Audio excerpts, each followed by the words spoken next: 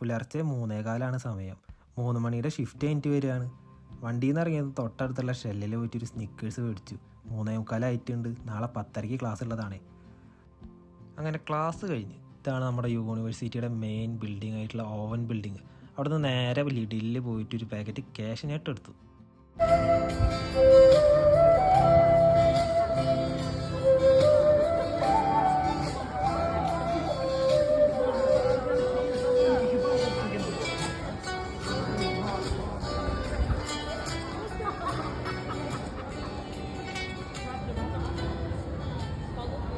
City സെൻറ്ററിലെ ആ മച്ചാൻ്റെ performance കഴിഞ്ഞ് ഞങ്ങൾ നേരെ റൂമിൽ വന്ന് ബർഗർ ഉണ്ടാക്കി കഴിച്ചു.